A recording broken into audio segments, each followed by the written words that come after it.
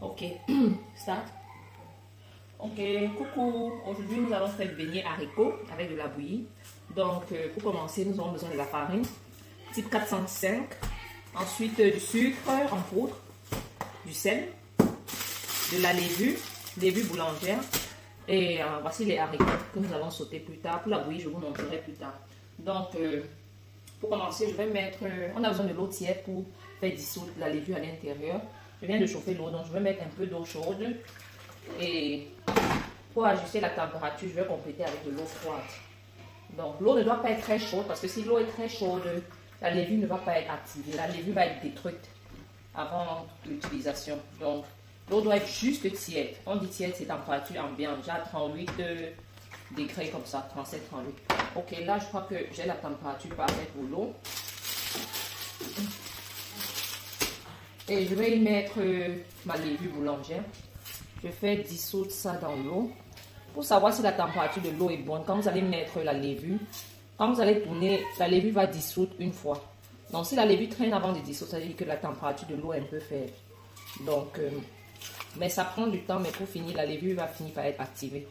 Donc je mets ma levure et je mets un peu de sucre pour accélérer le processus d'activation de la levure. Je mets déjà un peu de sucre. Donc tout simplement, ces beignets que nous faisons, c'est à la manière camerounaise. Donc je vais mettre ma farine. Je mesure pas, je vais vous montrer la technique finale. C'est en fait la texture que vous avez, la texture de la pâte. C'est ça le plus important. Donc si vous aimez trop de sucre, vous mettez plus. Si vous aimez moins, vous mettez plus. Bon là, je vais mettre la farine. D'abord environ 600 grammes. Et au fur et à mesure que je vais tourner, je vais voir si je dois augmenter de l'eau ou pas. Donc, je mets la farine maintenant et je mets le sucre, environ 100 grammes de sucre. Étant donné que c'est pour manger avec du haricot, je ne veux pas que ce soit trop sucré. Et je vais mettre du sel là. Pour le sel, je vais mettre une cuillère à soupe de sel. Et là, je peux commencer à tourner. Si vous ne voulez pas mixer avec la main immédiatement, vous pouvez commencer avec une louche ou bien une spatule. De préférence en bois ou en plastique. En alu, c'est pas trop conseillé. Et quand vous tournez comme ça, vous remarquez que l'eau n'est pas suffisante. Vous pouvez augmenter au fur et à mesure. Je répète le même processus. L'eau à température modérée. De l'eau tiède. Ok. Vous m'excusez, c'est l'enfant qui bavarde là à côté. Donc, là, je vais juste mélanger. Et à un certain niveau, j'aurai besoin d'utiliser mes mains. Donc, pour avoir la vraie consistance. Avec la louche, je peux aussi, mais... Donc, pour avoir le meilleur sentiment et la meilleure texture, vous devez tremper. Vous devez mettre les mains à l'intérieur. C'est pas toujours agréable, mais il le faut. Bon, et là, maintenant, je peux augmenter l'eau au fur et à mesure. Croyez-moi, quand vous faites cette technique, vous avez la possibilité de modifier et d'ajuster. Mais si vous mettez trop d'eau au début, c'est plus difficile pour vous d'ajuster la pâte après parce que vous aurez des grumeaux en essayant de tourner. Mais quand vous commencez avec une pâte épaisse comme ça, vous pouvez ajuster la texture sans avoir des grumeaux. Donc, à la fin, vous obtenez toujours une pâte lisse. Donc, là, je vais juste commencer à battre la pâte. J'augmente toujours l'eau au fur et à mesure, en contrôlant la température, bien sûr. Ok. D'accord.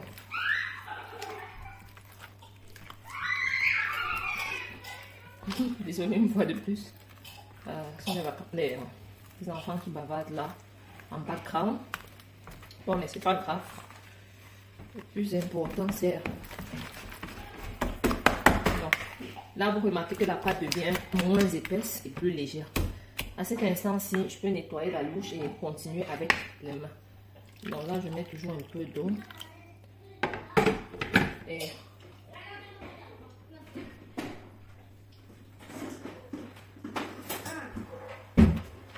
je vais augmenter au fur et à mesure. Ok. Alors, avec des mains très propres, vous allez commencer à battre la pâte. Nous allons laisser la pâte gonfler. Nous allons laisser environ 45 minutes à 1 heure de temps pour que ça double de volume. Vous voyez à quel niveau la pâte est maintenant. La pâte doit gonfler jusqu'à faire environ le plein de l'assiette. Là, vous saurez que la levure a bien marché. Donc, alors si vous goûtez le sel, le sucre, si tout vous convient, et il ne vous reste plus qu'à recouvrir avec du papier film pour que la pâte gonfle tranquillement. Vous gardez dans un endroit chaud. température maxi 50 degrés. Donc, inutile d'utiliser des températures très chaudes. Ça va plutôt désactiver la levure et vous n'aurez pas le résultat que vous recherchez. Donc, on va le œuf là. Et là, c'est bon. Je vais juste nettoyer. Je recouvre avec du papier film. Bon, étant donné qu'il fait froid actuellement, j'ai préchauffé le four à 50 degrés pour accélérer le processus. Donc, je vais mettre dans le four. Ok, bon, pour le haricot, nous aurons besoin des haricots. Bon, là, j'ai un peu mélangé parce que je n'avais pas une seule variété. J'ai mélangé et le rouge, et le noir, et aussi du haricot. Aussi du haricot blanc. Donc, et ces haricots, ces boîtes d'haricots, n'ont pas de sucre. Beaucoup de personnes redoutent souvent avec le haricot en boîte, mais vous avez la possibilité de choisir sucré ou bien salé. Donc, ça, c'est juste avec du sel. Donc, j'ai déjà rincé les haricots. Et là, en plus, nous aurons besoin d'un oignon, du ail, environ 6 gousses d'ail. Donc, ça, c'est pour cette quantité de haricots-ci. Du gingembre, environ 2 cm de gingembre. Des tomates. Ces tomates sont des tomates cerises. Généralement, les tomates en boîte sont un peu trop acides. Donc, je vais prendre juste un morceau dans la boîte et compléter avec celle-ci parce que je n'en avais plus assez. Donc, j'ai pris une petite feuille de basilic. J'ai pris du céleri et une tige de poireau. C'est tout. Et 2 piments. Un jaune, un vert. Donc, de l'huile aussi pour la friture, pour sauter le haricot et pour la friture des beignets. Ok. Là, je vais commencer par mettre un morceau de tomate. Là, c'est très facile. Je prends mon couteau et je mets juste un morceau comme ça. Et comme j'ai dit, c'est juste un complément. Mais si vous n'avez pas de tomates, si celles-ci en fait sont plus sucrées et plus juteuses, les tomates cerises, raison pour laquelle je les préfère. Mais si vous n'avez pas les tomates cerises ou les tomates normales, utilisez les tomates en boîte, ça ne dérange pas. Donc, je mets là les tomates. Je vais mettre les oignons. L'oignon, pour moi. Là, je vais mettre le ail. Je mets le ail. Bon, ici, je vais mettre juste le piment vert. Le piment jaune, je vais lancer dans le haricot. Bon, je vais découper le gingembre. Désolée, je suis tellement pressée au point où je n'ai pas pris la planche. Donc, je découpe directement dans le bol mixeur. Je mets tous ces condiments verts-ci. Le haricot, c'est... Les haricots sautants, on n'a vraiment pas besoin de compliquer. On utilise vraiment les ingrédients basiques comme vous voyez là. Si vous avez du persil aussi, vous pouvez y mettre. Ça ne dérange pas. Comme je n'en avais plus, je ne mets pas. Mais ce n'est pas grave non plus. Ce n'est pas indispensable. Les 2 condiments indispensables sont le céleri et le poireau. D'accord, ça c'est mon poireau.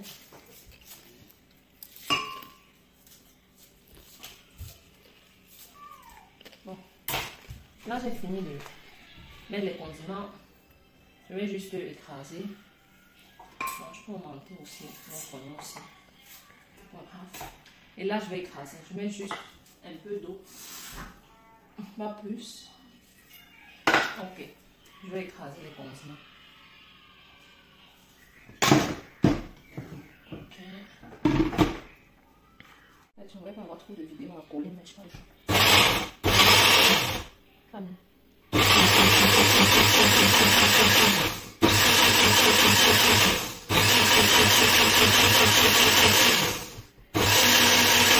Maïs. Donc ça c'est en fait de la bouillie séchée quoi. Il y a quelques années ça n'existait pas, mais j'ai découvert ça tout récemment. Donc c'est en fait du vrai maïs, de la vraie bouillie. Mais je ne sais pas comment ils ont fait pour sécher ça. De toutes les façons ça vient du Cameroun. Et j'ai testé et je vous garantis 100% satisfaction. Donc, il vous suffit juste de tremper la quantité que vous désirez à l'avance. Vous laissez avec de l'eau froide, vous laissez environ 20 à 30 minutes. Et après, vous préparez normalement comme la bouillie. Donc, je vais vous montrer. Là, maintenant, je vais tremper et je vous montre la suite. Prêt? Ok. Bon, là, je vais juste ouvrir la bouillie. Et pour les mesures, bon, je ne sais pas trop, hein. Je vais mettre au fur et à mesure. Je vais mettre pour cette quantité d'eau, je vais mettre environ 3 cuillères à soupe. D'abord, je mets 4 cuillères à soupe. Normalement, cette quantité-ci est suffisante. Donc, je vais remuer pour avoir une pâte liquide.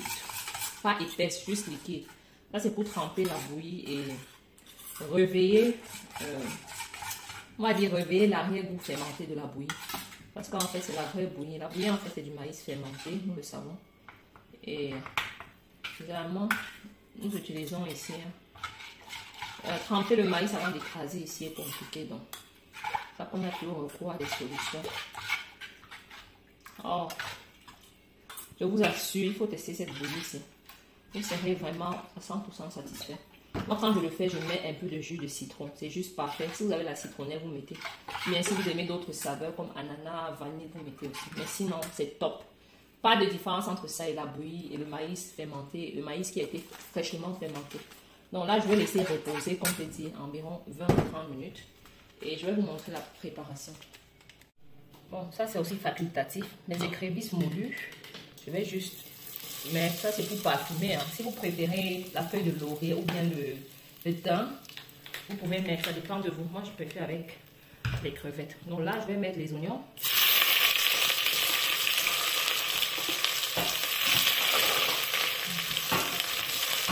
C'est déjà hyper parfumé. Donc c'est un peu...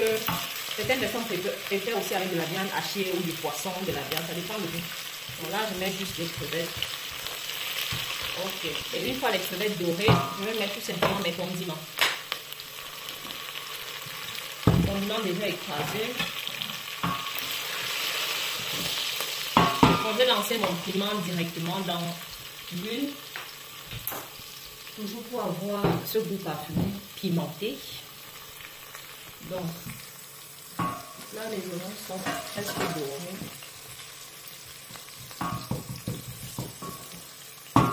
Je vais mettre les condiments.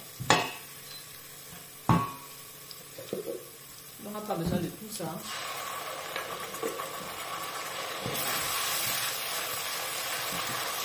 Voici notre haricot. On va laisser les condiments un peu mijoter. Cette quantité de condiments suffira parce que vous ne voulez pas avoir trop de condiments sur le haricot ou bien trop d'eau non plus. Donc, on va laisser cette quantité et là on va y ajouter un peu de sel.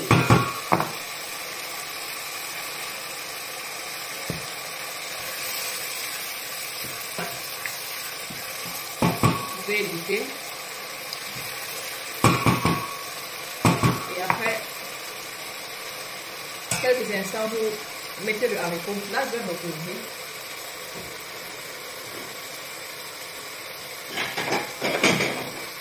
Je vais laisser mijoter. Bon, là, notre tomate a déjà bien cuit. Je vais tout simplement mettre les haricots. Et vous voyez, la quantité était juste parfaite. Là, on n'a pas trop de condiments, on n'a pas trop d'eau. Et la texture est bonne. On a le vrai haricot pour les beignets. Donc, le haricot n'est pas sec et c'est pas trop condimenté ou trop liquide. Bon. Là, étant donné que le sel suffit, je vais laisser mijoter à petit feu. Donc, ce que je peux ajouter là maintenant, c'est encore un peu de crevettes. Et si vous voulez bien du poivre blanc, ça dépend de vous. Si vous voulez vous augmenter du poivre blanc, c'est vraiment facultatif. Ok. Je laisse d'abord et ensuite je remue.